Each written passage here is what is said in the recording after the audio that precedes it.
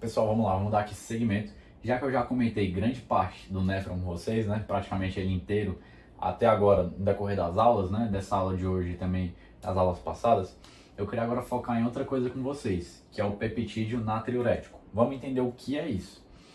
Como eu já comentei com vocês ao decorrer também das aulas, tive uma aula na aula passada, né, tive até um momento só para falar do sistema renina-angiotensina-aldosterona. E na aula de hoje eu comentei da ação da aldosterona, principalmente ali na porção mais distal, no Nefron. Eu quero comentar agora um outro hormônio também que está envolvido nessa questão do equilíbrio ali hidroeletrolítico, controlando tudo isso, que seria o peptídeo natriurético.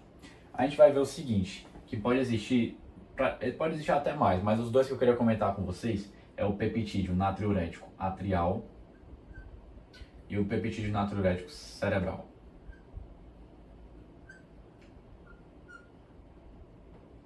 Primeiro, o atrial. O que diabos é o peptídeo natriurético atrial, Pedro? Vamos com calma.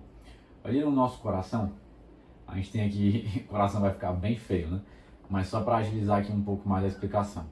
A gente tem aqui, na porção mais da base do coração, né?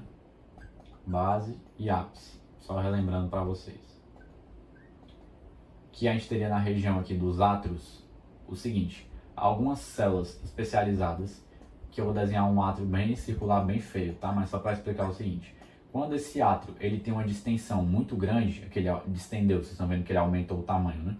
Quando ele tem uma distensão muito grande, essas células são estimuladas, digamos que essas células aqui na região do nosso átrio, são estimuladas a liberar esse peptídeo natriurético. Como a gente está falando da região dos átrios, o peptídeo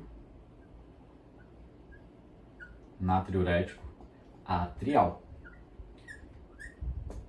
Só isso que eu quero que vocês guardem por enquanto. Esse peptídeo natriurético atrial vai cair na circulação sanguínea e pode chegar nos rins. Guardem só isso. Peptídeo natriurético atrial formado nos átrios por essas células especializadas após a distensão dos átrios. Agora aqui nos nossos ventrículos, vou pegar aqui agora um ventrículo, tá? A região aqui dos ventrículos. Vou fazer aqui também um ventrículo bem feio, mas só para facilitar a explicação. Se ele também sofrer uma dilatação muito grande, existem também células aqui especializadas no ventrículo que vão começar a liberar um hormônio chamado de peptídeo natriurético cerebral. Então falei para vocês onde é formado o peptídeo natriurético atrial e o peptídeo natriurético cerebral. Queria que só guardassem isso. Agora vamos avançar para explicar. Natriurético, peptídeo natriurético, seja atrial, seja cerebral. O que ele vai fazer? Ele vai estimular a natriurese. Esse sufixo aqui significa a saída de alguma coisa na urina, aqui no caso do sódio. Então ele vai estimular a saída de sódio na urina, a aumentar a excreção do sódio. Como? Ele vai agir principalmente na porção mais distal do néfron, tá? Então não vou entrar muito nesse detalhe, só queria que vocês saibam o seguinte, que o peptídeo natriurético, seja ele atrial, seja ele cerebral, vai aumentar a natriurese. O que é isso? A saída de sódio na urina, tá bom? Então vai aumentar a excreção do sódio.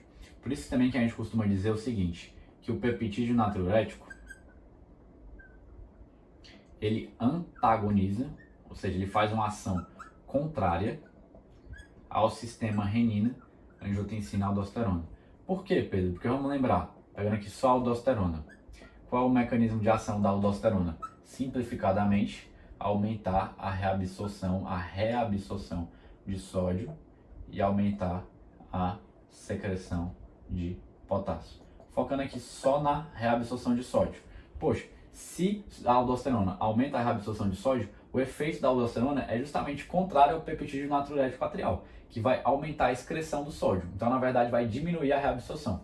Por isso que costuma dizer que justamente o peptídeo natriurético, seja ele atrial, seja ele cerebral, né, o peptídeo natriurético de maneira geral, melhor dizendo, ele antagoniza ali o sistema renina-angiotensina-aldosterona, e que a gente já comentou nas aulas passadas. Então era principalmente isso que eu queria conversar com vocês, sobre o peptídeo natriurético.